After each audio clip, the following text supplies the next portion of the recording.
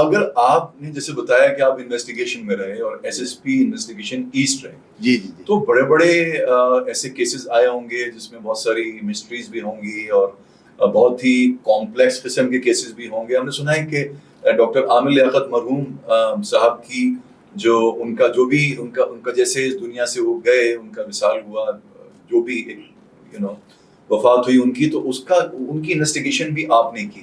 تو تھوڑا سا ہمیں بتائیں گے, کیونکہ وہ ایک معمہ رہا ابھی تک لوگوں کی سمجھ میں نہیں آیا کہ اس کا کنکلوژن کیا تھا. دیکھیں یہ تقریباً 12-1 بجے کی بات تھی. میں اپنے دفتر میں ہی موجود تھا اور میرا آفس ان کے گھر سے بہت قریب ہے, بامشکل ہارڈلی کوئی 2-3 منٹ کی ڈرائیو ہے وہاں سے. تو جب مجھے پتہ چلا کہ جی وہ وہاں ان کی ڈیڈ باڈی ملی ہے, تو میرا پہنچنا وہاں ضروری تھا, کیونکہ میں ایس ایس پی انویسٹیگیشن تھا اور میں نے ہی جا کے ساری چیزیں وہاں سیکیور کرنی تھی.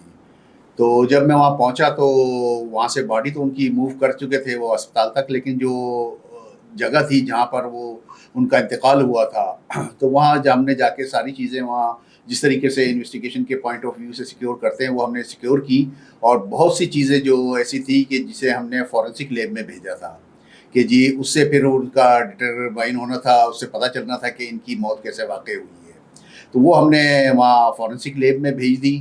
چونکہ ایسی صورت میں ان کا پوسٹ مارٹم ہونا بھی ضروری تھا, تو وہاں ہم نے بھیج دی تھی. اور جب ان کی وہ آنی تھی, رپورٹس آنی تھی جو فورنسک کی رپورٹ تھی, اس سے پھر ہم یہ پتہ کرتے کہ ان کی موت کیسے واقع ہوئی ہے. لیکن چونکہ ان کی فیملی نے اس کو آگے پروسیڈ نہیں کرنا چاہا, اور فیملی کی کنسرن بھی ضروری ہوتی ہے, تو ان کی پھر وہ چیزیں اس میں ہی رہ گئیں, صیغہ راز میں ہی رہ گئیں کہ ان کی موت کیسے واقع ہوئی تھی. لیکن بعض چیزیں ایسی تھی کہ جو ہمیں اس کو جانچنا ضروری تھا اور اس کو دیکھنا ضروری تھا, تو وہ ہم نہیں کر سکے. اگر وہ رپورٹ ہمیں مل جاتی اور وہ آگے پتہ چلتا تو ہم ان کی وجہ موت سے بھی ہم معلوم کر لیتے کہ کیا وجہ تھی, کس وجہ سے ان کی موت واقع ہوئی ہے. اس میں تو کوئی شبہ نہیں ہے. ویسے ہم سب کو بہت افسوس ہے ان کی اس طرح سے, جسے کہتے ہیں کہ ان ٹائملی ان کی جو وفات ہوئی ہے, اور جس طرح سے ہوئی ہے, سچی بات ہے کہ اٹس اے گریٹ لاس.